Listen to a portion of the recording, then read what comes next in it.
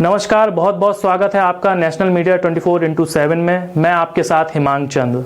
आज इस विशेष शो में हम बात कर रहे हैं डॉक्टर एपीजे अब्दुल कलाम के बारे में, जो देश के सर्वोच्च पद पर रहते हुए भी सादगी भरे जीवन को प्राथमिकता देते थे।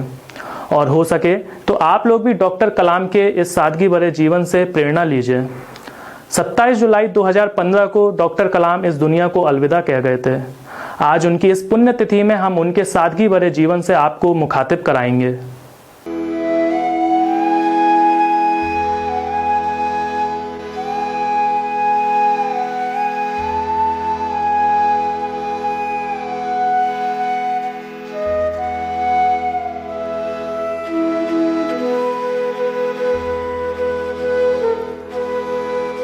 दक्षिण भारत के सबसे आखिरी छोर रामेश्वरम में जन्मा एक बच्चा, जिसने जीवन में तमाम तरह के संघर्षों का सामना करने के बाद वह देश के सर्वोच्च पद पर पहुंचा। वह बच्चा एक सादगी का मिसाल है। उसकी इस संघर्ष भरी जीवन यात्रा में साहस है, इच्छा शक्ति है, संकल्प है और देश को नई उड़ान देने का सपना है। उसने अग्नि, पृथ्वी, ब्रह्मोस, नाग जैसी मिसाइलों को बनाकर देश को शक्तिशाली बनाया और शायद इसी वजह से उसे देश का मिसाइल मैन महात्मा कहा जाता है।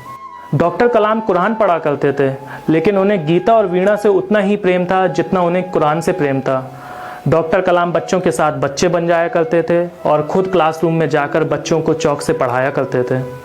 डॉक्टर कलाम को पत्तल में भोजन करने में बड़ा आनंद आता था। इतना बड़ा वैज्ञानिक, इतना लोकप्रिय राष्ट्रपति, पर इतनी सादगी, वास्तव में डॉक्टर कलाम किसी महात्मा से कम नहीं थे।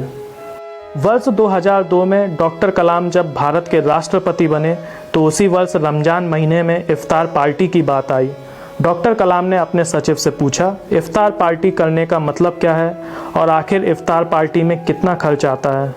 डॉक्टर कलाम के सचिव ने बताया, मोटे तौर पर इफ्तार पार्टी में 2 से 3 लाख रुपए का खर्च आता है। जिसके बाद डॉक्टर कलाम ने उस वर्ष इफ्तार पार्टी में खर्च होने वाले रुपयों की जगह अनाथालयों में कंबल, स्वेटर, आटा, दाल आदि बच्चों में बंटवा दिए।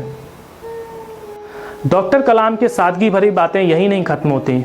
जब वर्ष 2002 में डॉक्टर कलाम बतौर राष्ट्रपति के रूप में राष्ट्रपति भवन पहुंचे तो वह सिर्फ एक बैग लेकर गए थे और अपना कार्यकाल पूरा करने के बाद जब वह राष्ट्रपति भवन से गए तो वह सिर्फ एक ही बैग लेकर गए थे। डॉक्टर कलाम ने अपने कार्यकाल के दौरान राष्ट्रपति भवन को सीधे जनता से जोड़ा। शायद इस सादगी के पीछे वो संघर्ष था जिससे गुजरकर डॉक्टर कलाम देश के दिलों में पहुंचे। शायद इस सादगी के पीछे वो सोच थी जिस पर हर हिंदुस्तानी को गर्व होता है।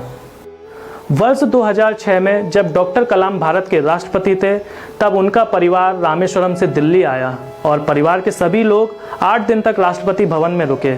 लेकिन उन 8 दिनों में उनके परिवार के ऊपर जो भी खाने पीने का खर्च हुआ था वो डॉक्टर कलाम ने अपने अकाउंट से दिया था।